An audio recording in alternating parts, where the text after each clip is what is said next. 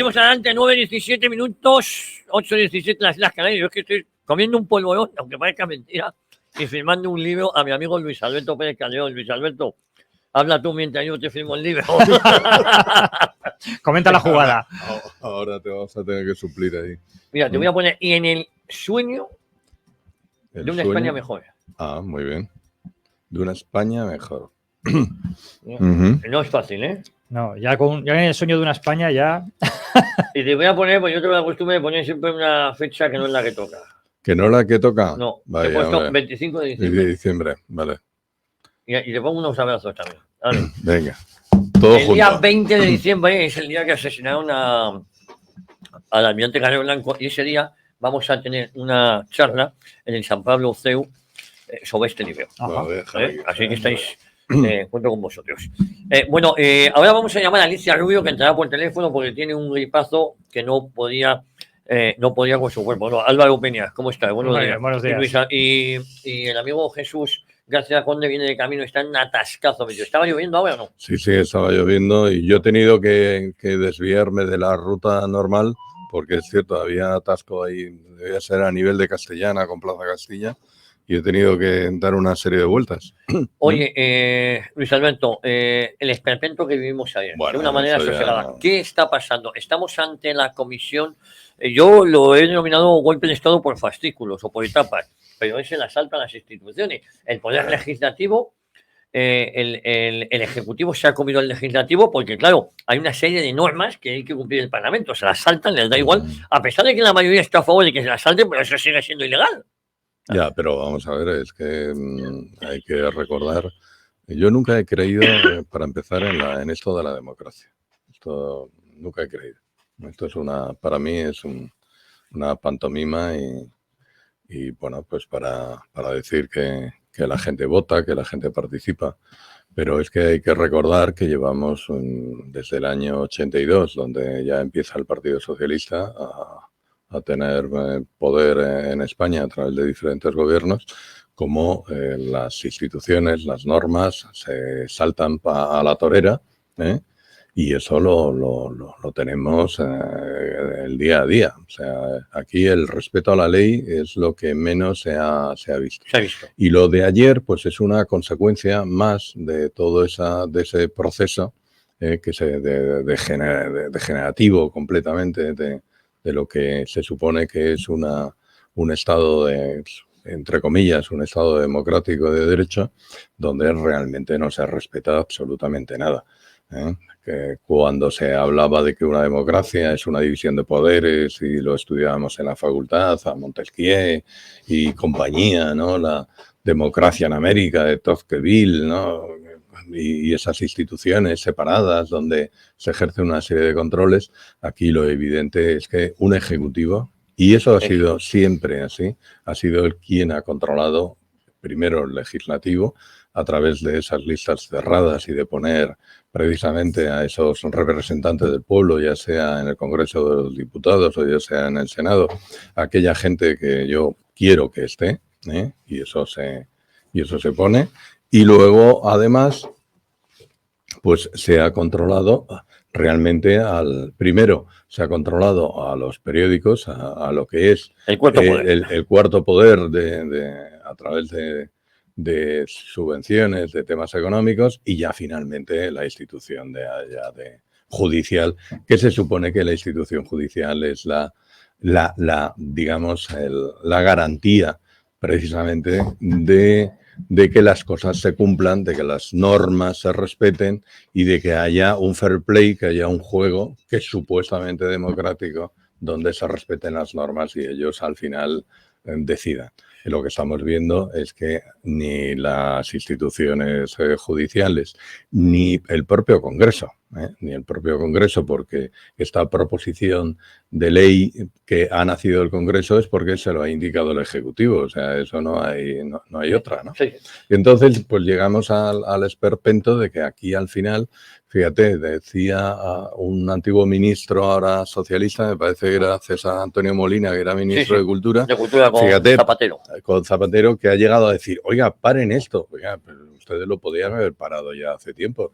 El propio partido, la gente que yo escuché del Partido Popular ayer, oiga, que esto no se puede y tal, pero oiga, pero si ustedes sois tan corresponsables de esta situación como estos que están provocándola, porque ustedes cuando pudieron hacer las normas y las leyes que realmente hubieran vertebrado el sistema estructural de España, no lo habéis querido hacer. Que en la democracia española, y ahora vamos a hablar, si os parece, con Alicia Rubio, que la tenemos en casa con un trancazo, la democracia española, es decir, está en manos del Ejecutivo del momento, cuando deben ser cosas distintas. Claro. Es decir, el proceso electoral tiene que ser un proceso aparte, el judicial aparte, absolutamente limpio, pero no el Ejecutivo que tome por asalto el resto de poderes para perpetuarse en el poder o para generar una sociedad que les haga perpetuarse en el poder o que cambie la sociedad de arriba abajo. En esa es la fase en la que están, porque el que venga luego, como pueda ser el Partido Popular, estoy seguro que va a seguir aceptando esto, claro. Con lo cual lo da por zanjado, lo da por bueno.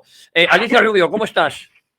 Hola, muy buenas. Pues con un catarro, gripe, trancazo bastante fuerte. Bueno, te vamos a molestar muy poquito. Únicamente te agradecemos que hayas podido entrar. Deseamos tu pronta recuperación, pero te queríamos preguntar sobre qué opinas del esperpento, lo que ha vivido ayer el Parlamento español. Este golpe de Estado por etapas que nos está dando, este golpe de Estado institucional que nos está dando el gobierno de España. Pues vergonzoso. Es que, vamos a ver, llevamos ya muchos años que la calidad de la democracia va reduciéndose precisamente a base de pequeñas cosas, pequeñas, son importantes, pero no es un golpe de Estado que llega a uno, me quedo con todo el poder. Pero realmente está sucediendo eso. O sea, en el momento en el que el judicial no puede fiscalizar el legislativo y el ejecutivo, estamos frente a una falsa democracia. Y es a lo que vamos. Yo me acuerdo cuando Guerra, que ahora se ponen muy campanudos, pero fue Guerra el que dijo Montesquieu ha muerto, ya sabían, es decir, ya tenían un plan para ir, desarbolando las instituciones que pudieran frenar a un gobierno ejecutivo totalitario. Es verdad que la Constitución tiene cosas que pueden implementarse. El mismo artículo 155 nunca se aplicó realmente y se podía haber aplicado. Y aquí se podrían haber aplicado cosas. No se aplica nada. Simplemente, este señor acabará. Yo espero que el que se comporte, la verdad, el que el Constitucional se comporte con dignidad y frene esto. Pero yo me imagino, poniéndome en las malas, que nada va a frenar nada. Cuando llegue el Partido Popular va a seguir así. Y el siguiente que vuelva del Partido Socialista, pues dará ya el último golpe de mano, que ya poco queda.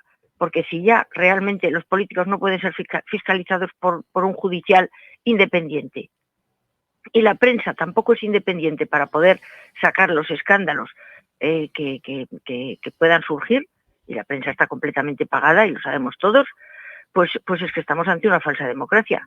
Iremos a votar para votar a unos señores que luego harán lo que les dé la realísima gana, no lo que nosotros, incluso ya ni siquiera deberíamos fiarnos del proceso electoral. O sea, que estamos perdiendo la democracia. Y aquí nadie dice nada más que Vox, y encima le ponen verde. O sea, es decir, es imprescindible hacer una moción de censura, por lo menos para que se expliquen, por lo menos para demostrar qué es lo que se está haciendo, por lo menos para que la gente se entere. Que luego salga o no salga, pues pocas han salido con bien en España de mociones de censura. Pero creo que hay que hacerlo. Alicia, por último, para no molestarte, además te vemos ahí con la voz muy tomada. La situación es que cuando esto lo hace el gobierno, tiene intención de perpetuarse en el poder, porque si no, si viniera otro después, podría utilizar esas mismas herramientas. Yo en un artículo hace un par de años escribí que todas estas reformas que estaba llevando a cabo Pedro Sánchez eran con intención de perpetuarse. Porque claro, si tú haces esto, el que venga luego se puede aprovechar de estas reformas que tú estás haciendo. Y yo no creo que la izquierda esté dispuesta a ceder en ese campo. No, pero yo tengo la idea de que aquí se interesa que haya un paripé para tener a la ciudadanía calmada, un paripé porque somos Europa, etcétera, un paripé de democracia. A mí no me extrañaría que luego viniera Feijóo, que ya lo tiene perfectamente pactado todo, que es la otra cara de la misma moneda. Realmente, y que luego vuelvan ellos, y desde luego laminarnos a todos los que hemos intentado de una forma u otra defender la democracia, que la Constitución se cumpla, y que además encima nos dirán, pues eso, golpistas y anticonstitucionales al resto. En realidad, yo creo, Sánchez pasará. Lo que no va a pasar es la dictadura de facto que nos están haciendo. Porque si realmente la ciudadanía no puede defenderse absolutamente de nada, de los políticos, pues es como la época medieval en la que los nobles tenían unos tribunales que les juzgaban a ellos, o ni siquiera tenían tribunales que les juzgaran, y podían hacer lo que fuera, y el pueblo aguantar. Es que estamos yendo a eso, la gente no se da cuenta, y los primeros que tenían que saltar eran los socialistas con un poco de sentido de Estado, y tratar de frenar esto. Todos en realidad, pero o sea, yo creo que vamos a seguir con una especie de paripé de bipartidismo que no es tal. Que no es tal. O sea, yo creo que Feijóo ya tiene pastado que le toca, y por eso Feijóo no tiene el menor interés en enfangarse en frenar esto, porque él está haciendo méritos para ser el heredero. Sí, esa es mi visión. Esa es tu visión. Eso, a Sánchez, un momento, Sánchez no va a salir de mala manera. Sánchez saldrá con un puesto en la ONU, con un puesto como está Zapatero, en fin, se le dará lo que sea para que salga, y le toca al otro para disimular y para que España esté anestesiada pensando, mira, hemos votado y ha salido el otro. Y el otro es más de lo mismo. Pues, Alicia, recupérate, que te queremos en forma, y te vemos por aquí el próximo viernes, ¿eh? Sí, estaré encantadísima de ir. Bueno, un beso muy fuerte, Alicia. Un abrazo. Oye, rápidamente, Álvaro Peña, vuestra valoración. Luego Jesús García Conde, que por fin ha llegado. Acabábamos de empezar, estábamos haciendo tiempo. Y luego tenemos que llamar a Rafa Nieto, porque me he comprometido con él. Va a presentar esta tarde su libro a las 7:30. Su libro, Autopsia al periodismo. Álvaro Peña, una primera valoración de lo que pasó ayer. Bueno, pues que todo esto es muy grave, y tenemos un ejemplo muy cercano para ver qué es lo que sucede cuando tienes a los jueces completamente en tu bolsillo, que es el caso de Brasil. Lula fue condenado, amigos suyos y gente relacionada con su partido, con el Partido de los Trabajadores, le sacan de la cárcel, le permiten presentarse a las elecciones. Estando gobernando Bolsonaro, en el gobierno Bolsonaro, dicen, oye, vamos a cambiar estas máquinas electorales que no se pueden comprobar los resultados, no se puede hacer una comprobación, es decir, que pueden dar fácilmente problemas. La justicia se lo niega la justicia, y cuando llega a las elecciones, en las máquinas en las que se pueden comprobar los votos, gana Bolsonaro, y en todas las que no se puede comprobar los votos, gana Lula. Además, a veces con cosas escandalosas como el 100% podemos de los decir votos. que hemos estado en un golpe de Estado también en Brasil. Completamente un golpe de Estado, claro que sí. ¿Qué ocurre? Que ahora, si Bolsonaro, como él dice, vemos la situación que hay, como habéis visto lo que está pasando, ¿no? Los disturbios, todo esto. Encima, el otro día Lula con los jueces diciendo que han salvado de un fraude a la democracia y que hubo un fraude electoral por parte de Bolsonaro, y con todas sus narices. Claro, es que el lenguaje se cambia la película. Evidentemente, con el apoyo de los medios de comunicación, Biden ya le ha invitado a la Casa Blanca, es decir, que ya todo el mundo da por bueno, da igual que sea escandaloso el robo. Tú tienes la bendición de los medios de comunicación, en este caso la bendición de sus amigos los jueces. ¿Qué ocurre? Que si ahora Bolsonaro quiere defender la democracia, ¿qué tiene que hacer? Pues Bolsonaro tendría que recurrir al ejército. Sí. Es que es así. Sí. O sea, esto es, y el problema de todo este tipo de cosas es que al final, a la larga, te llevan a esto. Llegarán a un día en que de pronto digan, no, que las elecciones se ganó este señor, oiga, pero que no. Y si estás en contra, eres un fascista. Que ese es el mismo lenguaje que hemos visto que se está utilizando. Bueno, hemos visto que ayer este diputado, Cecilia, el socialista, hablaba de Rafael Alberti, que yo recordaba esta mañana su columna Al Paseo, y eso, él decía en esa columna a la gente que tenían que darle el paseillo. Y luego, previamente, esa noche han asesinado, sacados inocentes de las checas socialistas. Es decir, hablan con un lenguaje, el golpe de Estado lo están perpetrando ellos, y hablaban de Tejero. Por cierto, del 23F, los que más saben es el rey emérito y el PSOE. Felipe González y Juan Carlos I. Con lo cual, a Sicilia, a este indocumentado, yo le diría que hable con los dos. Felipe González sigue vivo y el otro vive en un país de Golfo, que hace honor donde vive. Pues puede ser, puede irse a hablar con él. Eso sí que saben del 23F. Porque el que para el golpe, y esto, es el propio Tejero. Ya está. Cuando le presentan la lista, los ministros que... Y esto, es que esto, que era tabú, que esto ya es público, coño, que esto ya lo sabe todo el mundo. Ya basta la pantomima de la democracia la salvó el rey, el 23F y Felipe González, ¿qué coño? El golpe lo daban ellos. Bueno, pues ahora, como te agresan el lenguaje, hablan de golpe de Estado en el año 36.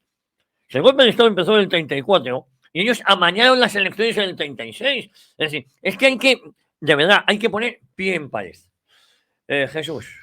Sí, yo estaba... Bueno, en mi opinión, si vosotros tenéis información... Estamos de acuerdo. Si habéis hablado con el rey o con Felipe González y os ha dicho otra cosa, me lo comentáis. Sí, si tenéis información contrastada. Sí. Yo la tengo por el propio abogado defensor de Tejero. O sea que... Hombre, era Ángel... No, luego fue José Luis Jerez. A José Luis Jerez. Sí, hombre. A ver, Jesús, ¿qué te has quedado de patata? Sí, no, desde luego, buenos días. Es que en Madrid, en cuanto caen 3 gotas, Sí, yo no sé si los madrileños os quedáis mirándolas hasta que caen. Y aunque no caigan gotas, no saben conducir. Tú que te traes la lluvia. Debe ser, pero madre mía. Bueno, pues efectivamente, como decía Álvaro, es que al final hay tales supuestos, como se decían con el golpe de Estado, el supuesto máximo de inconstitucionalidad que se decían como para crear esa situación después de la cual tendrían que intervenir los buenos, ¿no? Eso era una de los golpes. Pues esto es lo que está ocurriendo en otros sitios. Yo no sabía los detalles de estos que está trasladando Álvaro sobre Brasil, pero es que eso mismo ocurrió en España en el 36. Se roban las elecciones, la gente se harta y recurre a alguien. En otros sitios también fue, pues yo no sé si fue el mismo Eduardo Frei, el presidente del Parlamento de Chile, el que, harto de una situación, digo, oiga, aquí hay que hacer algo. Y fue en el mandato de su hijo en el que el juez prevaricador inició y García Castellón iniciaron los trámites contra Pinochet. Pero es que cuando ocurren estas cosas no es por un calentón en una cantina de un cuartel, sino porque hay una situación previa. Es decir, y si va a pasar en Brasil, o si es posible que pase en Brasil, pues... Pues cierto, Pinochet es el único que respetó el plebiscito, porque en Chile, como lo han perdido, ya están preparando el siguiente, hasta que salga que sí, hasta que ganen ellos. Es decir, que Pinochet lo perdió y se largó a su casa. Bueno, estuvo vigilante en el Senado y tal. Es decir, con lo cual, podéis saber de Pinochet era el único demócrata, porque respetó el propio plebiscito que él había organizado. Y ya se ve el criterio, digamos, los estándares de respeto a la democracia que tienen ellos. Y por cierto, ellos suelen citar a Alberti y a Miguel Hernández indistintamente. Habría que oír lo que decía Miguel Hernández de Alberti. Sí, claro, esto lo asumen todo, menos a Besteiro. Bueno, a Besteiro ya lo metió Felipe González en campaña en el 77. Miguel Hernández se escandalizaba de las fiestas que hacía Alberti. Y Alberti no pegaba un tiro en vanguardia, los pegaba en la retaguardia. Y su mujer aquí en Madrid, los festejos que se hacían, que salía escandalizado. Hombre, es una banda de puteros. Bueno, tenemos a Rafa Nieto y a un gran periodista y un gran amigo. Rafa, ¿cómo estás? ¿Qué tal, Javier y la mesa? Un abrazo muy fuerte para todos. Bueno, para nosotros es un honor que hoy puedas entrar entras todos los días en la boca del lobo y luego vas a entrar con el gran latigazo de todas las semanas. Así que, además, tus secciones son las más escuchadas aquí en esta casa. Vaya por Muchas gracias, Javier. Oye, Rafa, hoy presentas Autopsia al periodismo en la Sala Alemán en Madrid, calle Alemán número 66. Lo primero, ¿qué es que el periodismo ha muerto? Bueno, pues es una buena pregunta. Primero aclarar que el libro lo presentáis en realidad los dos grandes, sois Eduardo García Serrano y tú. O sea que, hoy a las para quien vaya, sí, señor. Claro, para quien vaya esta tarde que sepa que no es fácil encontrar a dos primerísimos espadas como son Eduardo y Javier acompañándome en un día tan especial para mí. Estará también el editor Álvaro Romero. Y a tu pregunta, pues, ¿por qué el periodismo ha muerto? Pues obviamente ha muerto porque ha muerto la verdad. Y el problema del periodismo, la clave del periodismo es la verdad. Yo digo en este libro, Autopsia al periodismo, que si la verdad no existe, nosotros sobramos. Y el problema es que la verdad no existe, o por decirlo de otra manera, vale lo mismo que la mentira. Sí. El relativismo moral lo que ha hecho ha sido asesinar a la verdad. Y el periodismo se ha prestado gustoso a esa operación de asesinato de la verdad, porque se ha lucrado de ese asesinato y porque la inmensa mayoría de medios de comunicación, salvo algunas honrosas excepciones, entre las que sin duda está Informa Radio, pues viven precisamente de todo el chiringuito sistémico montado alrededor de las mentiras de consenso. Tú esta mañana has hablado a las 8 del 23F. Te he enviado además la portada del libro de Jesús Palacio que estabas comentando. Bueno, la verdad del 23F es muy fácil de poder conocer para quien la quiera conocer. Ahí están esos 3 o 4 libros que hemos citado. Oye, están todavía disponibles. O sea, uno va a una librería de viejo y los encuentra y se los compra por 3 euros. El que quiere conocer la verdad tiene acceso a la verdad. Otra cosa es que le importe. Porque yo he estado en tertulias de radio y de televisión, como tú, Javier, y cuando sale el tema del 23F y uno dice algo parecido a lo que tú has dicho esta mañana, ves al resto de compañeros moviendo el culo en la silla, echándose las manos a la cabeza. Uy, ¿qué dice este tío? No, bueno, ¿qué dice este tío sabiendo que estamos diciendo la verdad? Es decir, claro, o sea, y enseguida aparecen los salvadores de la democracia diciendo esa frase maravillosa de es que fue don Juan Carlos el que salvó la democracia. Oiga, por favor, ¿pero qué me está contando? O sea, usted no sabe absolutamente nada de lo que está. Pero, en cambio, aceptan unas mentiras de consenso, insisto, que les sirven a todos, porque sin esas mentiras de consenso lo que se caería es el mismo sistema. Es decir, el problema es que el periodismo y la política de partidos desde la muerte de Franco hasta nuestros días, bueno, van tan de la mano que se puede decir que están en la misma cama. Oye, Rafa, ¿qué te ha llevado a escribir este libro y por qué en este momento? Pues mira, cuando uno va cumpliendo años y ya se mira al espejo y ve que hay más canas que pelos de su color natural, pues digamos que vas haciendo con prisa todo lo que sabes que debes hacer. Y yo, que llevo ya pues más de 20 años en el periodismo, pues creía que había llegado el momento de hacer un libro como este, que de alguna forma lo adelanté en el libro Defender la Verdad, que tú también conoces y tienes. Sí. Pero era una cosa como más breve y más pegada a la actualidad. Este es un libro donde yo, digamos que me enfrento a la verdad sin tapujos, que lidio con ella. Lo primero que hago es definir qué es la verdad y qué es el periodismo, eso lo hago en el primer capítulo, y a partir de ahí pues lo que hago es una autopsia que en realidad más que al periodismo es a la sociedad. O sea, yo hago una autopsia al mundo de hoy, porque es el mundo el que está contaminado de relativismo y está muerto en vida. Es decir, el problema por eso José María Zavala saca libros con muy buen criterio hablando del final de los tiempos, y no se trata de ser apocalíptico, se trata de ver que evidentemente, más allá de que será nuestro Señor el que decida cuándo se termina este mundo y cuándo empieza la vida eterna para todos nosotros, está claro que la humanidad está en un momento de jaque mate. Solamente hay que ver lo que está ocurriendo a nuestro alrededor, ¿vale? Entonces, esto les ha servido para imponer una serie de agendas globalistas, como muy bien explica Fernando Paz en su libro Despierta, que lo vuelvo a recomendar una vez más. El libro Despierta de Fernando Paz tendría que ser de obligada lectura para todos los ciudadanos en el mundo de hoy. Oye, has estado 20 años en Radio Inter y hablas de ello también en el libro, ¿no? De tu experiencia, de tu paso por Radio Inter. Sí, tú conoces también esa casa. Estuviste allí acompañándonos muchas veces en las tertulias y ha sido una auténtica lástima lo de Radio Inter.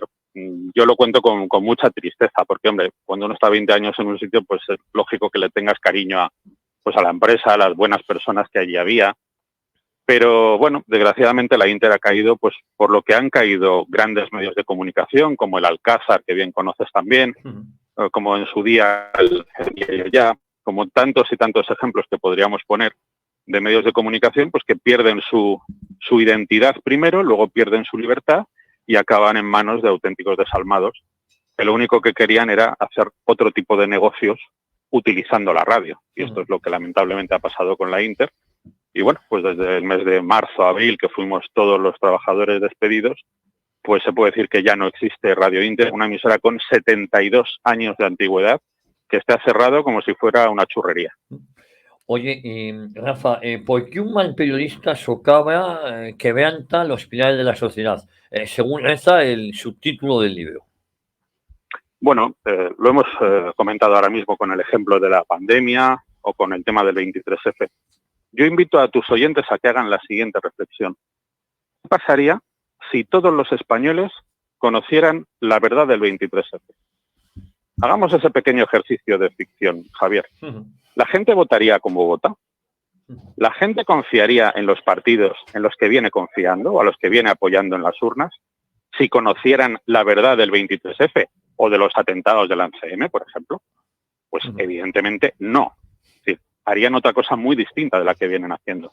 Por supuesto que socava los pilares de la sociedad, porque los pilares de la sociedad deben estar basados en la verdad y deben estar basados en lo que las cosas son.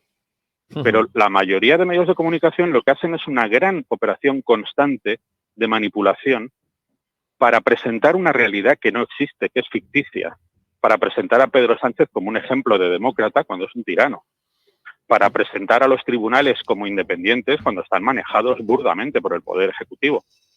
Si la gente conociera todo esto, la verdad de las cosas, obviamente su comportamiento, el de todos, sería muy distinto a lo que es.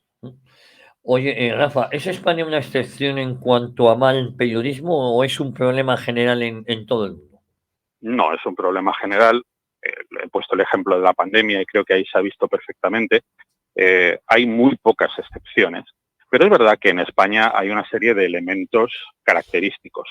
Cuando digo elementos, estoy hablando en elementos personales, a los que podemos llamar también elementos, que son los que desde hace 40 años pues vienen distorsionando la realidad española, mintiendo de una forma burda, pues por ejemplo, sobre el tema del franquismo.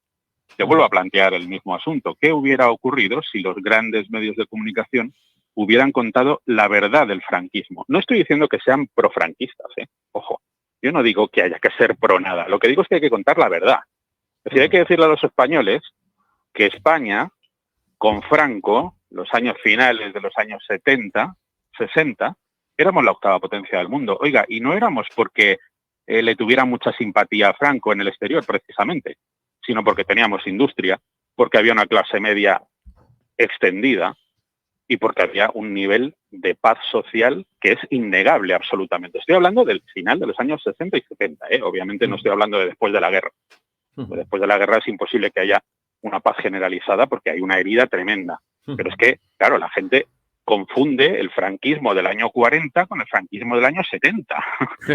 ¿Sabes? O sea, meten todo en la misma bolsa y hacen una campaña inmensa de mentiras que favorecen de nuevo pues a los partidos sistémicos, claro. Rafa, esta tarde a las 7:30 en el espacio Aldemans. Efectivamente, yo invito a todos nuestros oyentes. Creo que esta tarde, según habéis contado, no va a llover. Yo me fío mucho de Cristina Sol y de ti, que siempre decís la verdad. Esta tarde no va a llover y, por tanto, invito a todos tus oyentes a que vayan, sobre todo para verte a ti y a Eduardo. Algunos también estaremos por allí para pasar una tarde pues muy, pero que muy agradable. La estrella eres tú esta tarde. Te mando un abrazo muy fuerte. Ganas de verte. Nos vemos un poco antes, para ir preparando todo.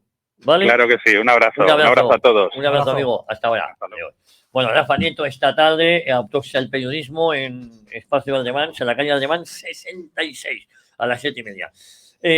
Jesús, ayer escuchamos muchas barbaridades, yo creo que hizo bien. Vox yéndose, el Partido Popular se quedó en tierra de nadie, no, me quedo, me voy, no voto, pero yo creo que es que estamos, insisto, ante el asalto final a las instituciones, porque una democracia fuerte es la que tiene las instituciones fuertes, independientemente del poder ejecutivo que sea elegido. Son verdades inmutables que no dependen de un ejecutivo. El ejecutivo está para gobernarnos esos 4 años, para facilitarnos la vida, pero no para transformar la sociedad, no para manipular las leyes cuando a ellos les toca gobernar, manipular las leyes, una cosa es actualizarlas, sino para favorecer a sus socios en un momento determinado o para favorecerse a sí mismos. Pues sí, lo que tiene que ser fuerte de todas maneras es que lo oigo muchas veces, son las naciones, no los sistemas. Es decir, es verdad que se utiliza y es pertinente pues, un sistema fuerte, una democracia fuerte, pero lo que se trataba de salvar es el país, no tanto la democracia. Claro, la democracia es una manera para elegir a nuestro gobernante, nada más. No. Es decir, en el mismo ejemplo que estaba haciendo, el mismo relato que estaba haciendo Rafa, si España en el año 70 y tantos era la octava potencia mundial, ¿había entonces que salvar la democracia o que mantener eso, lo que sea, como se llamara? Es una óptica. De todas maneras, es verdad. O sea, Vox hizo muy bien en salirse de ahí y en no participar en farsas. Lo mismo que se ha hecho en muchos actos donde no ha estado el 6 de diciembre. Claro, no me vengan ustedes a celebrar una constitución con todos sus defectos y tal, si encima no la van a cumplir, no la van a respetar y van a hacer lo posible por por invalidarla. Fíjate, yo soy de la opinión, y esta mañana también lo comentaba, que es que esta Constitución, como dice una cosa y la contraria, esta Constitución ampara las palabras de Sicilia ayer y ampara las palabras de Abascal. Lo que pasa es que llevamos 40 años con la misma lectura. Entonces, esta Constitución ha sido un facilitador necesario para la situación a la que hemos llegado ahora, porque si hubiese sido bastante más claro en defensa de la unidad de España, no estaríamos hablando de esto, ni comunidades ni zangas. Que pueda haber administraciones locales, yo esto te lo admito, claro que tiene que haber administraciones locales, faltaría más, pero otras cosas son haber generado 19 ministerios, pues no son 17, son 19, que se nos olvida que tanto Ceuta como Melilla, que pertenecían a Andalucía, uno a Cádiz y otro a la provincia de Málaga, les han dado, tienen, vamos, tienen desde el ayuntamiento, ciudad autónoma, desde un parlamento, es acojonante.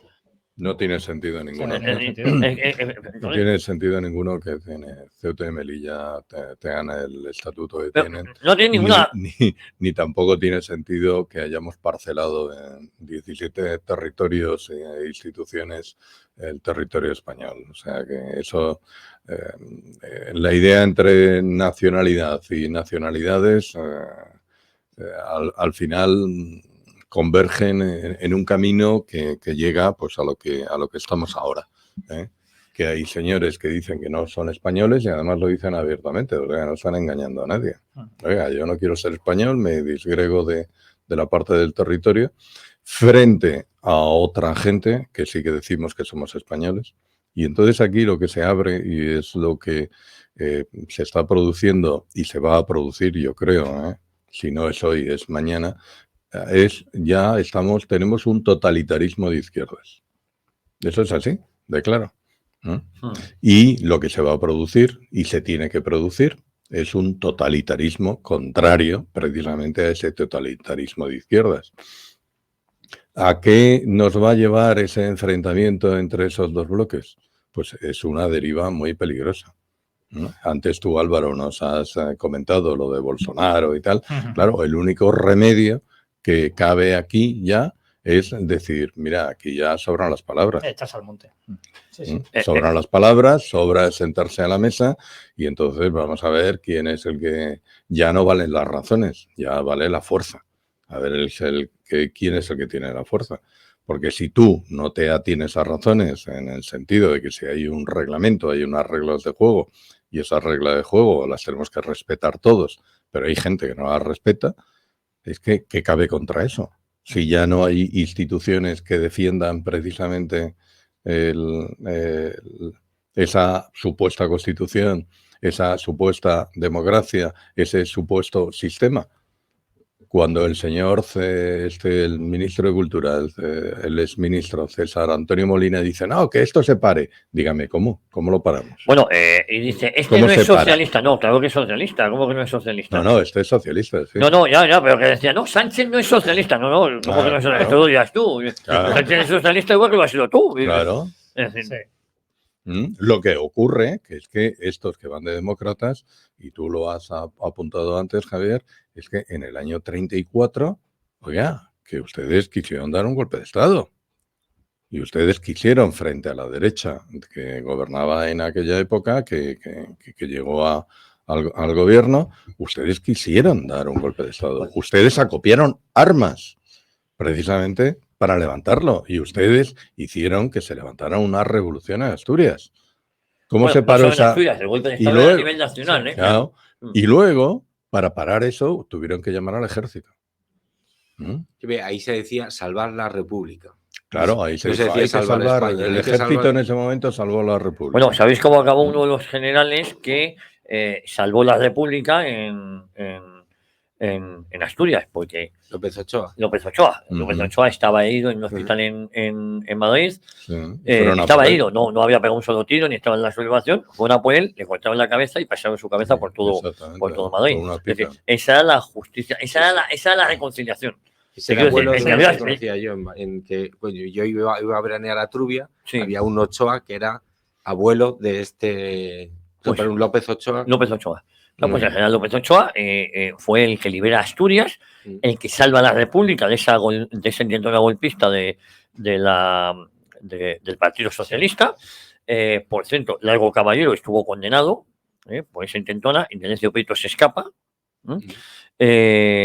luego se les indulta a todos, y a López de Ochoa, que es el que había salvado la República, le asesinan, le torturan, le cortan la cabeza y la pasean por todo Madrid. Y curioso es, Javier, que Indalecio Prieto, ¿sabéis cómo sale de España? Sale en el maletero de un coche. Vaya. O sea que ya hay un precedente. Cuando hablamos de Puigdemont y tal, él incluso le preparan un coche, no sé si un Renault de estos de aquella época, con un maletero que sea amplio para que pase la frontera. Menos, ¿no? Para pasar la frontera. Es curioso que cuando yo lo leí, digo, mira qué curioso, hombre. Que Puigdemont no ha inventado nada, al final. Lo que nos preguntaba Javier era si ayer la reacción de la oposición había sido, digamos, la que esperan sus votantes, lo que espera la gente. Yo creo que la reacción de Vox sí, porque, oiga, mire, yo puedo estar más o menos de acuerdo con esto, pero yo me he presentado con unas reglas y esas reglas tienen que ser. Yo opino igual. Y lo hizo. Y es más, yo luego oí el discurso de Santi, que lo hizo, que lo has puesto tú esta mañana y tal, en las dependencias del Congreso, y es un discurso al que se espera de un líder, y encima que se espera en el momento temporal. Decimos, nada más bajar, yo no hace falta que me hagan 3 papeles, yo digo que ha sido esto, esto y esto. Y en cambio los otros tienen que... Nos va a salvar Europa, ¿no? Pero la misma Europa que se ha dejado sobornar por Qatar y por Marruecos, porque nadie nos explica en quién paga a Zapatero y a Moratinos, que llevan 2-3 años haciendo proselitismo y defendiendo los intereses de Marruecos, ¿no? De España. El tema de Europa es otro ejemplo también escandaloso, ¿no? Porque aparte sabes que no paran de venderse como, bueno, los defensores supremos de la democracia, del Estado de Derecho, ¿no? Que es el rule of law en inglés. Y ponía hoy un comentarista, decía, húngaro, decía rule of left. El gobierno de la izquierda, en realidad, ¿no? Es el Estado de la izquierda, porque realmente es lo que han estado haciendo. Es decir, cualquiera que no comulgara con ellos, hay que perseguirle, y sin embargo aquí hay un silencio absoluto de la Unión Europea, que sin embargo en países como Hungría y Polonia, bueno, estaba permanentemente levantando la voz y pidiendo sanciones, ¿no? Y también es gracioso porque con este escándalo, por ejemplo, la socialista, bueno, eso fue lo mejor, ¿no? La socialdemócrata de derechas, la socialista vicepresidenta de la Unión Europea, ¿no? Eva Kaili, pues era también una de las más furibundas en atacar a países como Polonia, ¿no? Y luego hemos visto lo que tenía en su casa, que tenía algo de suelto por si bueno, pero tenía que llamar un taxi. Vale, voy a eso. Ahora está diciendo el marido, la pareja de la rubita, de la socialista, que era él. Ajá.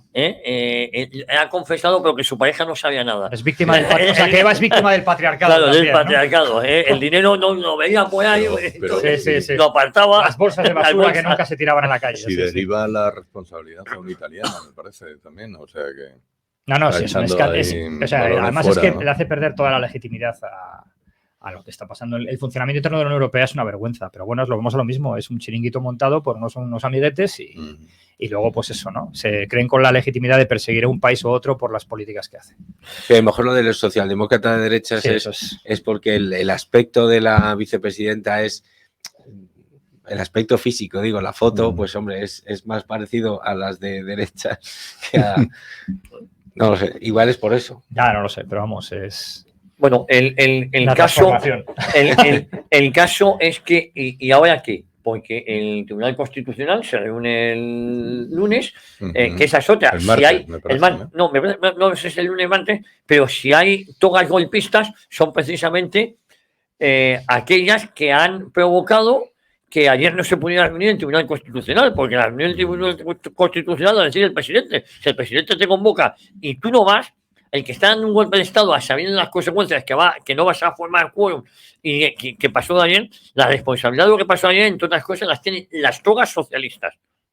Sí, porque... Claro, es decir, porque las togas socialistas, tú pones un recurso de casación y estos sinvergüenzas saben que si se presentaban no iban a perder la votación y si no, no había quórum. Entonces, a la llamada del presidente del Tribunal Constitucional decidieron no ir. No. Es decir, que claro que hay togas golpistas, están en las filas socialistas. Claro. No, pero el problema es que se ha politizado todo de tal manera que yo no entiendo, porque, bueno, para mí, cuando estamos hablando del Tribunal Constitucional, para mí es que no debería existir. Bueno, o sea, esa es otra. Eso es para empezar. Porque se está viendo además que no es una institución judicial, pero al ser un tribunal se está viendo lo politizado y la intervención que tiene el Ejecutivo y que tienen los partidos políticos sobre el mismo. Y eso es el verdadero escándalo. Que haya gente, o sea, que haya señores que digan, bueno, nosotros somos jueces del Tribunal Constitucional, pero unos somos progresistas, otros somos de izquierdas, otros somos de derechas. Oiga, vamos a ver. Dentro de la justicia aquí no tendría que ser ni usted progresista. No tengo que saber lo que usted opina. Tiene que ser juez. Punto. Al igual que, por ejemplo, a los niveles bajos de jugador de primera instancia y tal, y de jugador de instrucción, la política llega menos, pero luego ya si vas subiendo las instancias, el problema es paradójico. ¿Por qué razón tiene que llegar la política a un tribunal constitucional, a un Consejo General del Poder Judicial, a un Tribunal Supremo, si sois vosotros los que habéis permitido también esa situación? Se rasgan las vestiduras los señores del Partido Popular, no sé a quién escuchaba el otro día de ese partido diciendo, no, es que hay que cambiar la ley orgánica del Poder Judicial para que los jueces se elijan por sí mismos. Pero si quien lo cambiasteis y tuvisteis la oportunidad fuisteis vosotros. Si hasta el año 82 el Consejo General del Poder, hasta el año 85 el Consejo General del Poder Judicial se elegía por sí mismo. En la llamada etapa franquista, los jueces se elegían a sí mismos ese Consejo General del Poder Judicial y se controlaban a sí mismos.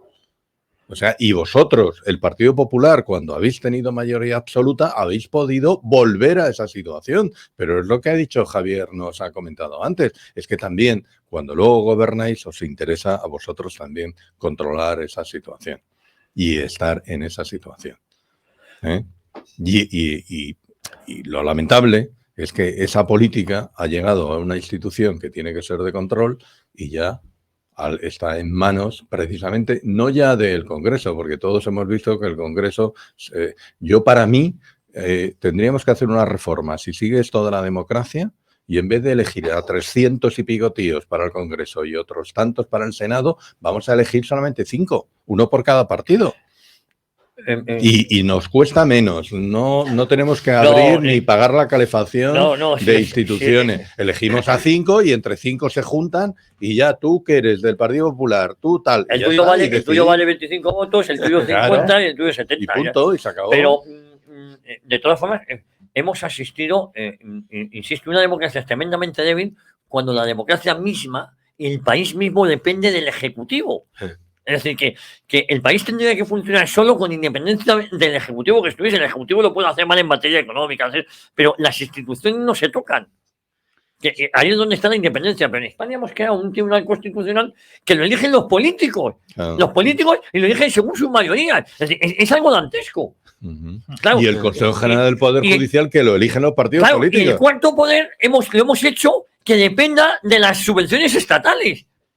Con lo cual, claro, el poder es muy listo. Entonces, cuando dice, la prensa que es un poder que me va a hacer sobre a mí, esto desaparece, porque la voy a hacer dependiente de mí. Con lo cual, no existe un poder de medios de comunicación independiente, excepto en determinados medios. Por supuesto, cada uno con su línea ideológica, que eso es distinto. Dirá, usted le paga a Vox, le paga al Partido Popular, No, macho, es que yo defiendo. No sé si me entiendes. Sí. Aquí hay un periódico, como es El País, que es el boletín oficial del PSOE. Porque mientras, a sabiendas de que lo hace. El otro día, con lo del golpe de Estado en Toledo, de Pedro Toledo, en Perú, me sacamos un golpe de Estado en Alemania. Digo, se han equivocado. Mira que 25 jubilados de extrema derecha iban a dar un golpe de Estado en Alemania. Yo pensaba que se habían equivocado. Digo, pero esto es un meme. No se equivocan nunca. Entonces, no me hablaban del golpe de Estado en Perú, me hablaban del golpe de Estado en Alemania, de 25 jubilados que iban a dar un golpe en Alemania. Es decir, yo... bueno, esto me dijo, salió en portada. He visto por lo que pasó después del partido, la semifinal en el Mundial entre Francia y Marruecos. Yo he estado viendo algunos medios franceses y la extrema derecha es la que ha montado disturbios. Bueno, claro. O sea, es increíble. En Bélgica también, si irían allí, cogerían un autobús, irían luego allí a prenderle fuego a las calles, ¿no? Pero es así, incluso habría... Pues sí, ha habido muertos en Perpignan, sí, en Montpellier, sí. Y resulta que no se ha sabido, no han vuelto a comentar. Unos seguidores de Marruecos, que igual eran de extrema derecha y seguían a Marruecos, se meten en un vehículo que lleva una bandera francesa, la arrancan y se lían a atropellar a todo el que viene en Montpellier. y matan a un chaval de 14 años. Sí, no, creo que era uno de los que estaban o sea, es la persona al huir del grupo cuando los arrolla. Pero ha habido muchísimos incidentes violentos. Además, hay muchísimas imágenes de gente con la bandera francesa que le están pegando auténticas palizas. Pero, sin embargo, tú ves los medios franceses, incluso Marine Le Pen creo que iba a interponer una denuncia porque un político, no recuerdo de qué partido, decía que esto era consecuencia de los 89 diputados del partido de Le Pen en el Parlamento. O sea, es el mundo al revés. Pero bueno, ya lo vimos aquí. La Vanguardia publicaba en los incidentes de Bruselas que los belgas no sabían perder. O incluso en Telecinco salió que que disturbios en la Puerta del Sol por los portugueses que estaban descontentos. O sea, es alucinante. Es decir, el mundo completamente al revés. Bueno, es un mundo paralelo. Es Matrix. Lo tienes en la noticia que ahora estoy viendo el ordenado de Javier, el tema de la Guardia Civil y sus hijas. Dice, mata presuntamente a sus hijas, pero ¿cómo muere una mujer y sus hijas? Sí. Un tío en un cuartel y se acaba el mundo ayer. Sí. ¿Cómo Bueno, hay otra cosa que ayer tuvimos ocasión y que yo no quiero dejar escapar, y es la indignidad de algunos mandos del Ejército Español y de la Guardia Civil. Yo lo denominaba los pechos de hojalata. Son los que acompañan a Margarita Robles o a la nenaza Marlaska, que es como le gusta que le llamen. A mí no me gustaría que me llamaran nenaza, pero mi padre cuando se enfadaba conmigo me llamaba Primaveras y tal. Y yo me cabreaba. Eres un Primaveras, hijo, te crees todo. Y tenía razón. Es verdad que soy muy inocente. Él me decía, piensa mal y acertarás. Y yo era muy inocente. Bueno, empezaron a hablar de los tricornios. En un insulto a la Guardia Civil. Hombre, no ha habido ni un solo mando de la Guardia Civil de estos pechos de hojalata que le dicen, ¿qué medalla llevas ahí? Pues mira, esta es la Cruz Roja, esta es de Cáritas, esta es del trienio de no sé qué, esta es que un día me tiré en paracaídas, y esta que un día aterricé en Afganistán, hice así y me volví para casa. Esos son los pechos de hojalata, lo digo con todo lo más despectivo que te puedas imaginar. Ni una sola voz diciendo, oiga, dejen de ustedes de insultar a la Guardia Civil. Desde luego. Y que ya tienen su carrera hecha, que no le van a tocar la pensión. Sí, mi padre algunas de las veces les mandaba cartas a algunos militares con plumas. Bueno, eso hay una novela, Las Cuatro Plumas, efectivamente. Sí. Y a militares porque decir, mira, es que esto es tú que eres militar deberías reaccionar ante esto. Porque si no, los militares, en ese caso, no son militares, es personal uniformado del Ministerio de Defensa. Porque un militar no es la profesión de militar, aquí dejando un segundito, sí. Al menos por mi padre, y es que no es una profesión normal, no es como ser economista, que lo soy yo, o ser empleado del Banco de Santander, sino hay una vocación detrás, y lo que empeña un militar o un guardia civil es su propia vida en el cumplimiento de su deber. Es decir, no le vale al militar la profesionalidad para calificar lo que hace, sino la palabra es otra, debe ser otra porque la profesionalidad depende hasta que se entrega la cosa que uno le piden por el trabajo. Pero un militar puede entregar su vida en el cumplimiento de su trabajo. Y ahí no hay, y eso no cabe en la palabra profesionalidad. Entonces, el honor de un militar que hay y un guardia civil debería haberse sentido interpelado en el día de ayer y decir, oiga, no se confundan. Esto, los militares, según el artículo, están legitimados para actuar contra el enemigo interno y externo, y aquí hay muchos. Sí, pero eso es un deseo que no se va a cumplir, por lo menos en bastantes años.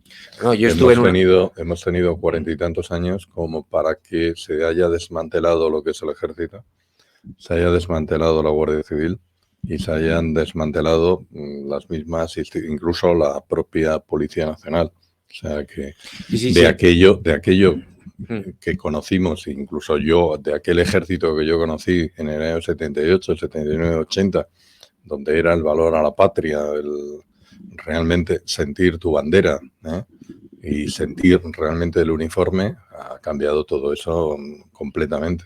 No, de hecho es que no ves... Si leemos el libro del general Alejandre, el que fue GEMAT, y él mismo en alguna página arremete precisamente contra compañeros, oiga, que son silentes, ¿no? que soportan la situación sin levantar la voz.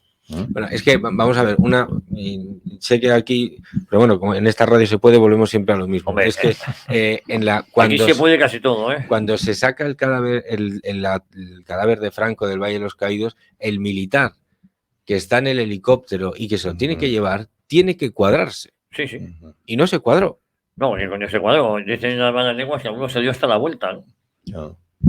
Pues, pues no, pero no se cuadró. Y no es por ser Franco o ser el otro, sino es porque es un militar con grado de tal, en fin, que hay una regla detrás. Entonces, cuando todas esas cosas no se respetan, cuando la forma no se respeta, cuando todo eso que encima es la norma, la disciplina, el honor, el honor antes que la disciplina, como decían a Gutiérrez Mellado en aquella frase famosa. Sí, se lo decía Camilo Menéndez. No me salía el nombre, Camilo Menéndez. Pues eso es lo que tiene que orientar pero la vida de los militares. Si tú al ejército, y yo, vamos a ver, hay una norma, o por lo menos en el ejército que yo estuve, cuando tú pasas ante la enseña nacional, cualquiera, lo primero que te tienes que cuadrar y saludar a la enseña. Si eso no se ve, e incluso cuando eres vestido de civil te puedes también cuadrar, sin llevarte el brazo en el primer orden de saludo, ¿no? Porque no estás cubierto ni llevas uniforme, pero sí cuadrarte, ¿no? Como civil ante la enseña nacional.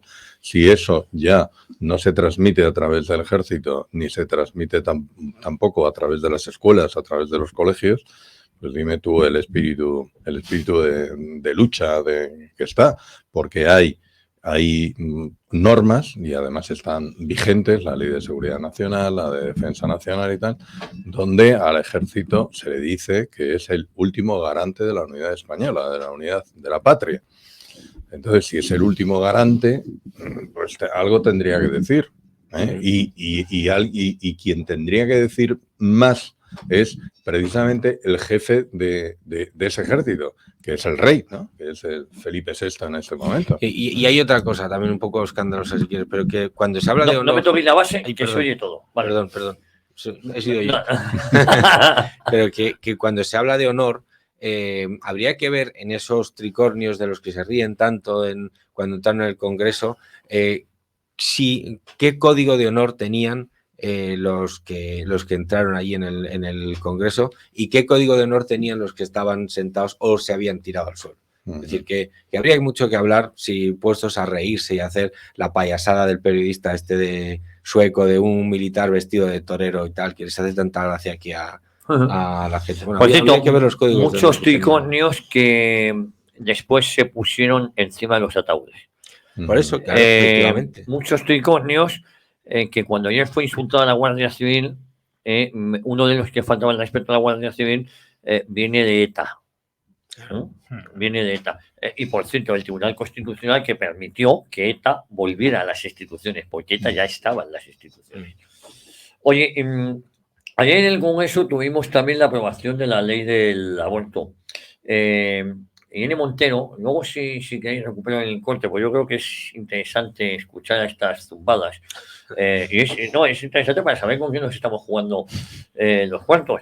Esta zumbada que una de las cosas que le molestaba, también lo dijo Mónica García, la MEMA, hablaba de que es complicado, que no hay que infantilizar a las mujeres. No, es que estamos infantilizando a las que son niñas, porque una niña de 14 años es una niña.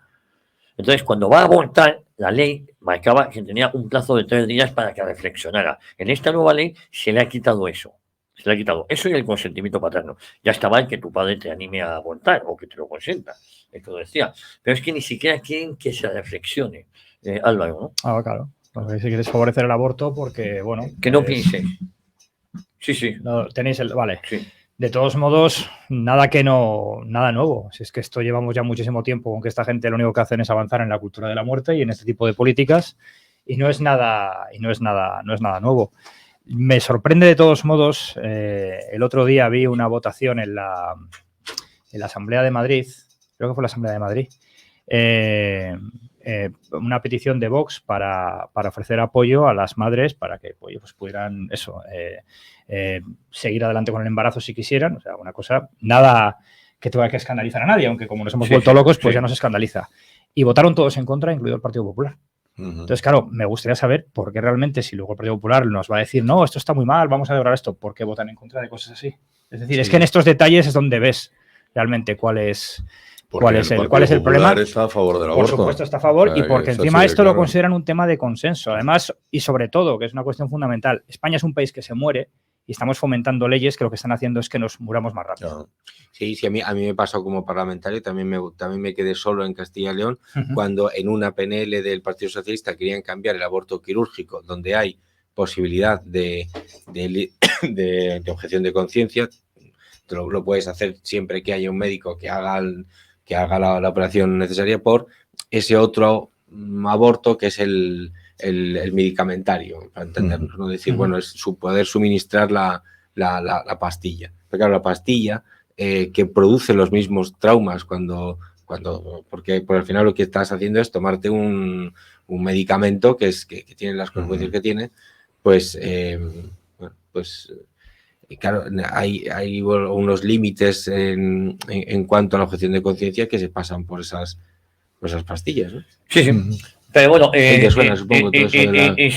insisto que estamos normalizando cosas que no están normalizadas, que son aberrantes, ¿no? Y no solamente eso, sino el hecho de que un médico no pueda objetar y decir, oiga, yo no hago este acto quirúrgico, yo no... O sea, claro. Vamos a ver... No, vamos a poner una lista negra a aquellos médicos que no quieran. Claro, o sea, sí. Vamos a ver, usted está atentando contra la libertad de cada uno. Es lo mismo si a nosotros, los abogados, el día de mañana, que ya en algunos casos lo están consiguiendo, no, es que usted tiene que hacer esto. Oiga, ¿cómo que tengo que hacer esto? Si yo también, al ejercer libremente una profesión, tengo la libertad, precisamente, de, por lo menos a nivel individual y personal, de poder elegir qué casos llevo, qué casos no llevo, en función de mi conciencia. Yo todavía recuerdo cuando leí un libro de un abogado francés que precisamente lo tituló así, los casos de objeción de conciencia del abogado, en el sentido de que uno realmente puede defender, si quiere, a un violador, a un drogadicto o lo que sea. Yo he tenido límites y no he defendido determinados casos porque entendía que no podía defenderlos.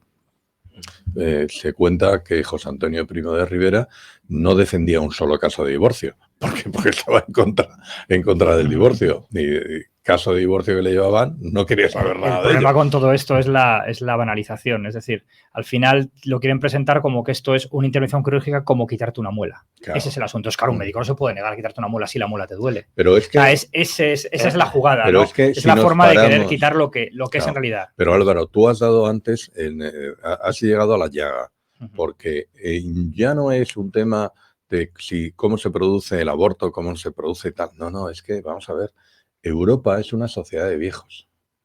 Europa es una sociedad de viejos que va a ser completamente transformada y cambiada, no por la población de origen, sino por población foránea. Nuestra obligación como europeos, al igual que si queremos seguir manteniendo los bosques, los mares, el espacio puro y amplio, nuestra obligación, como personas, como europeos, es seguir manteniendo precisamente el origen nuestro como europeos. Y eso no es racismo. Eso es preservar precisamente nuestro origen histórico y además como propia sociedad.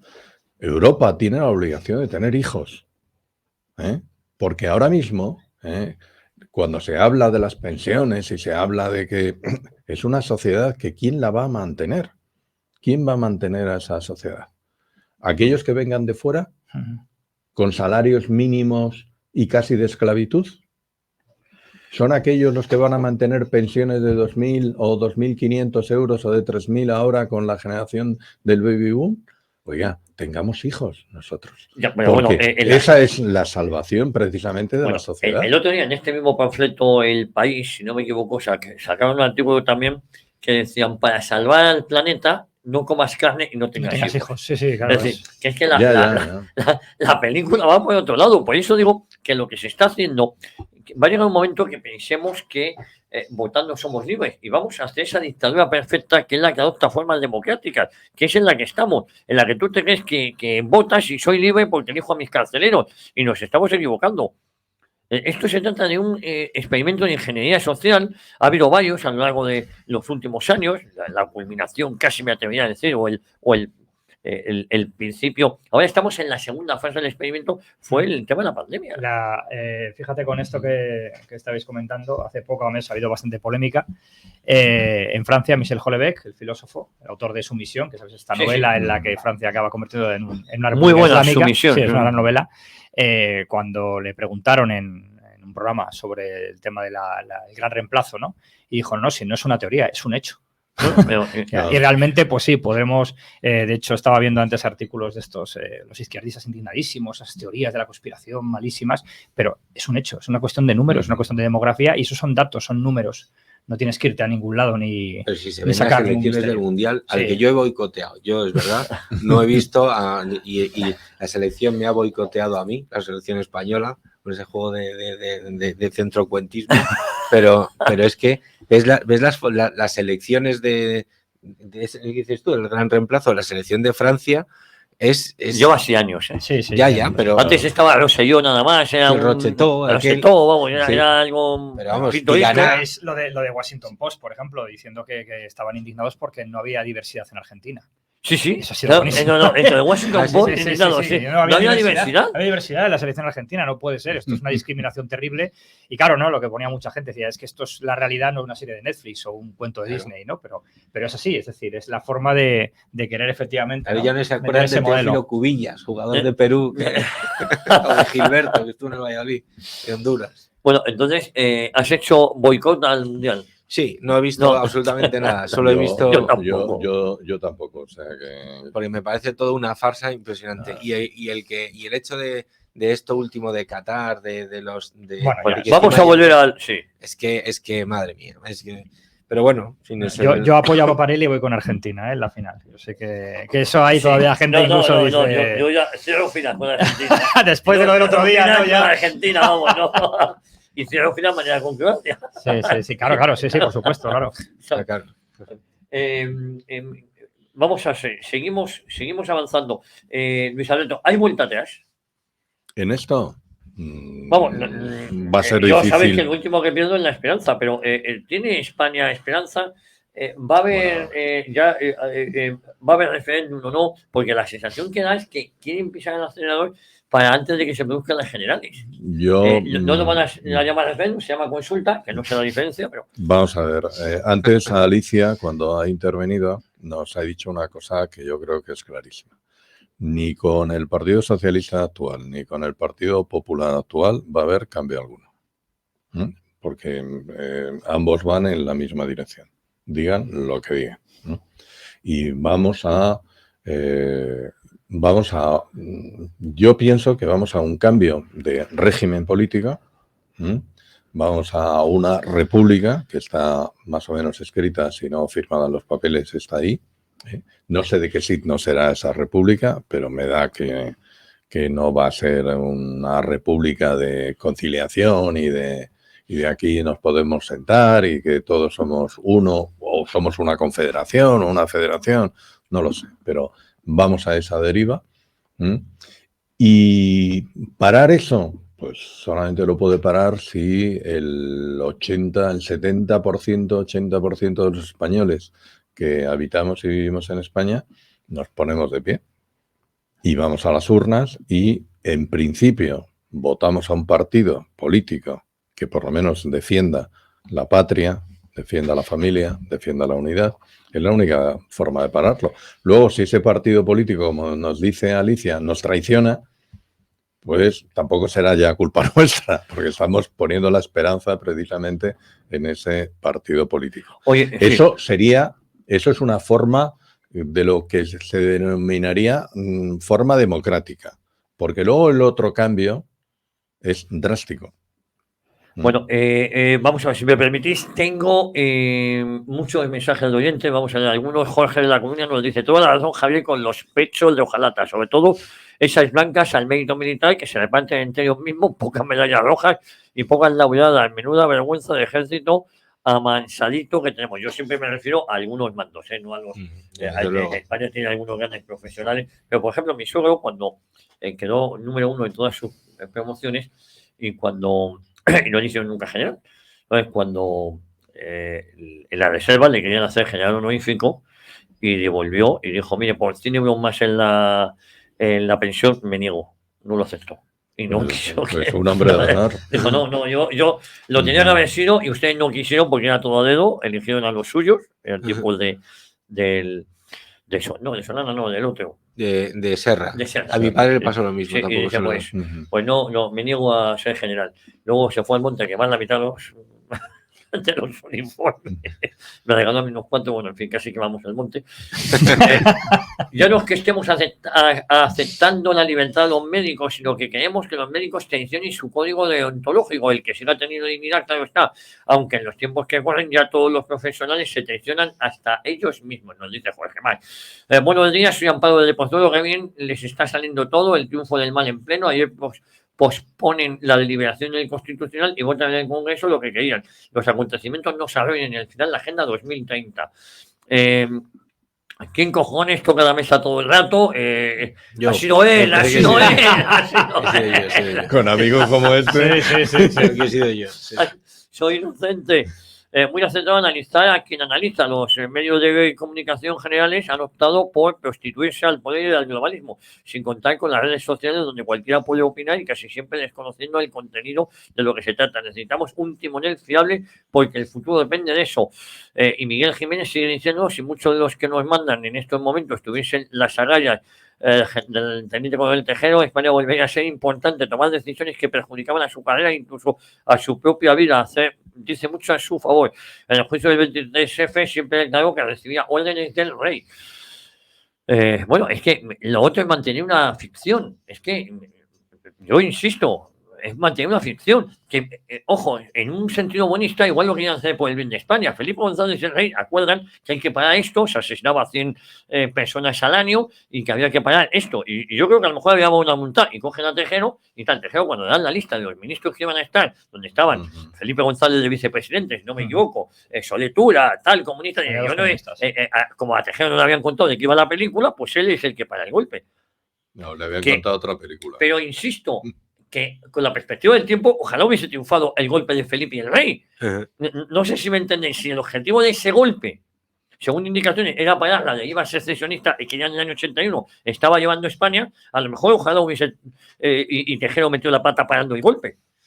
Yo algunas veces no sé si me entendéis lo que quiero. No lo sé porque seguramente la deriva hubiese sido la misma. Y el primer traicionado ahí hubiera sido Tejero también. Porque... Hombre, claro, lo hubiese traicionado igual. No, pero a lo mejor tenían que haber cogido a otra persona que se hubiese prestado, que le hubiesen contado todo. Eso sí. Lo que pasa es que, claro, Sabino Fernández Campos estuvo muy hábil y cuando esto iba a la deriva y iba la cosa poniéndose fea, dice, pues de esto vamos a sacar rédito mañana todos con Rosa María Mateo a manifestarnos. Entonces, en esa manifestación estaba plagada de golpistas. En la manifestación del día siguiente o de los 2 días después.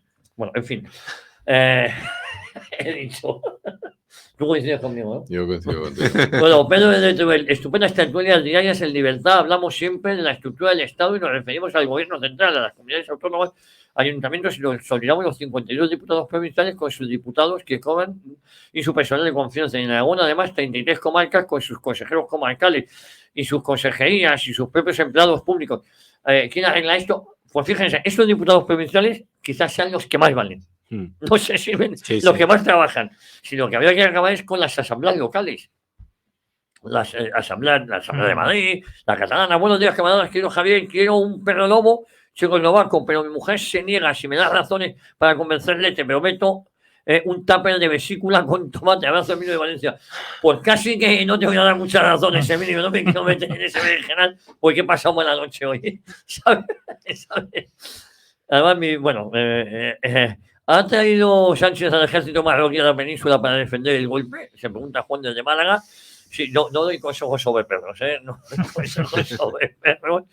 No, el consejo es que son muy cariñosos, todo lo que tú quieras, pero hay que estar muy encima de ellos, no quieren estar nunca solos, son muy de manada y uno tiene que ser el macho alfa, así que vaya de... Bueno, por favor, un programa aquí para Rafa Nieto de 10 a 12 de la noche. Sí, señor, Rafa anda muy ocupado con mucho trabajo. Buenos días, Javier Cristina, en Bolivia. Retorna la dictadura de la falsa oposición. Yani Áñez no inactivo al grupo criminal Más Evo.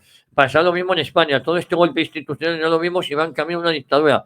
La bolivariana, nos dice, nos está escribiendo una bolivariana que nos escucha a diario. Agustín de Viena. ¿La boliviana? Sí, la boliviana. Ah. He dicho, ¿qué había dicho? Sí. Una bolivariana. No, la boliviana. No, he dicho una bolivariana. No, madre mía. No mal que estéis aquí para informar, sobre el 23F hay un dato demoledor del que no se suele hablar, lo dice Agustín de Viena. Las bases de Estados Unidos en España estaban en alerta el 23F desde primera hora de la mañana. ¿Cómo es posible que un país amigo y aliado supiera lo que iba a pasar el 23F y no le dijera nada al gobierno de un país amigo y aliado? Solamente Gutiérrez Mellado sabían lo que iba a pasar. Por eso nos echaron al suelo. Sabían que no iba a haber muertos. Bueno, Suárez ya le habían amenazado en la propia Casa Real porque el rey deseaba eliminarlo cuanto antes, porque era un auténtico inútil. Habían pasado de ser colegas y luego el propio rey le traicionó. Pero es verdad que Suárez era un auténtico inútil. Entonces, Suárez sí que sabía que se lo querían quitar de en medio. De hecho, se está votando la moción de censura del propio grupo parlamentario de la UCD que no apoyaba a Suárez. Y si se da cuenta, Gutiérrez Mellado, que era el vicepresidente, no es elegido presidente, es Calvo Sotelo. Es que esto se habla poco, Vizcaínito nos dice respecto a la final del balompié del domingo, no sería posible que no ganase ninguno de los dos. Un saludo a UPA Hispania, nos dice este. Buenos días, esto sí que es para echarse a temblar. Un buen fin de semana, nos dice Gema y nos manda un tuit que no puedo ver en este momento. Iremos, buenos días, os envío un vídeo clave para entender lo que ha pasado, nos dice Laura Martínez, luego lo vemos, Laura, el vídeo. Mamen desde Valencia, buenos días familia, ¿dónde puedo encontrar el especial del 23F que me lo perdí? Gracias amigos. Pues no sé si lo tenemos aquí en nuestro canal de iVoox, es un programa antiguo que yo hice en Decisión Radio, en La Boca del Lobo, sobre el 23F. Pues, buenísimo. Buenísimo programa, Me gusta que lo digas tú, No, hombre, es verdad, yo algunas cosas sabía. Es que Fuentes de Salazar era compañero de mi padre, le llamaban el Napo. El Napo, sí, señor. Yo siempre decía Pablo Zancada, no, Pablo, el que escribe el libro es Fuentes Salazar. Sí. Más, Fausto Furio de Zaragoza, españoles, ya somos bolivarianos más que nunca con vosotros, vamos a tener que estar unidos incluso con tibios y flojos de espíritu y salir a las calles y reivindicar en Europa el golpe, sino olvidarnos de elecciones, incluso olvidarnos de la legitimidad, pues nos van a ilegalizar. Nos dice este buen amigo. He visto hoy una entrevista grabada de Javier García Isaac con Javier Villamor, sí señor, sobre el libro que has escrito sobre el socialismo. Y a continuación he necesitado la app de Decisión Radio y he descargado la vuestra para seguiros como lo hacía antes. Ánimo, hay que defender la verdad, cueste lo que cueste y hacia dónde vamos con este psicópata que tenemos en el gobierno. Y por favor, manteneros independientes de cualquier partido político, incluso Vox. Fui en sus listas en las anteriores elecciones. Perseverando y con la ayuda de Dios todo es posible. Saludos. Bueno, le mando un abrazo muy fuerte a este oyente que nos escucha. En Bolivia andan más perdidos que el lagarto del jabón de Ada Colau, que se fue aburrido de no usarlo. Bueno, oye, son las 10:30 de la mañana, 9:30 en las Islas Canarias. Vamos a ir rematando ya. Luis Alberto Pérez Calderón. Pues nada, un placer nuevamente. Y hay esperanza, ¿no? Y desde luego la ilusión y la esperanza y el deseo no hay que perderlo nunca. O sea, eso es así. Siempre se alza una bandera. Y hasta que quede el último en la trinchera hay que luchar. Bueno, hay un oyente que nos dice... El lema nuestro, legionarios a luchar, legionarios a morir, hasta el último. Bueno, buenos días, tertulión. Solo falta un programa con Rafa Nieto. Sí, señor. Sí, señor. Jesús García Conde. Pues oye, muchas gracias. Siento el haber tocado esto y dar. No. La tensión. Luego te ponemos ahí de cara a la pared. No, voy a poner como en Sudáfrica, que está todo electrificado. Tú vas a Sudáfrica, te acercas en las vallas y no puedes ir porque está todo electrificado. Te aparece un tío partiéndose en dos y se acerca a la valla. Vamos, una foto, una imagen, ¿no? Es que entonces, pues esto voy a poner lo mismo, pequeñas descargas. Álvaro y a Luis, que están tan formales, yo pero intento imitarlos, pero no es posible. Bueno. Voy a dirigir las tertulias con una taser, ¿cómo se llama? Una pistola de esas. Al que se acerque, que alguien tome un micrófono. Oye, con una regla, como cuando yo era pequeño, con la regla venía la regla, con la mano. Sí, y la verdad es que dolía. Sí, dolía, sí. Bueno, solo quiero decir dos cosas. El Valle no se toca y sobre la esperanza hay una como siempre, hay una poesía de Alejandro Augusto Aupold, poeta gaditano y falangista, que dice algo, bueno, termina la poesía de qué alegría más grande la de la espera, si esa espera es por el bien de España. Antes había dicho que había que poner el corazón en la espera. De todos modos, el mejor verso, volverá a reír la primavera. Bueno, Álvaro Peñas. Pues nada, que la esperanza es lo último que se pierde. ¿Dónde te podemos leer? Bueno, pues tengo, a ver, pendiente... Aquí tienes que mandar cosas, macho. Sí. Voy a sacar una entrevista con con José Luis Hernández, que hizo un libro sobre los asedios en la Guerra de Flandes, muy interesante, la sacaré este fin de semana, así que también la pasaré por aquí. Bueno. Y luego tengo una entrevista que también seguramente publique este fin de semana con un diputado del Partido de los Finlandeses, pues para contar un poco la situación. Bueno, aquí tus artículos en edatv.news son muy apreciados, solo digo eso, muy apreciados. Así que cuento con ellos, ¿eh? Muy bien. Igual que a vosotros, os invito a escribir en esta casa. No digo más, ahí lo dejo. Todos ustedes no se vayan, porque si hemos tenido hoy a 4 grandes, a 5 grandes con Rafa Nieto, y contando a la buena Alicia Rubio. Alicia Rubio, ¿no? Alicia Rubio, es que he dicho Alicia del Valle antes. No, he dicho. No, es Alicia del Valle de los Caídos. Alicia del Valle de los Caídos. Alicia Rubio, no se preocupe porque ahora vamos a seguir manteniendo el nivel. En unos minutos, con Pío Moa, desmontando la ley de memoria histórica y democrática y hablando sobre sus reflexiones. No sé hablar hoy, macho. Me he comido un polvo, lo tengo en la tráquea. Volvemos ahora mismo. Las personas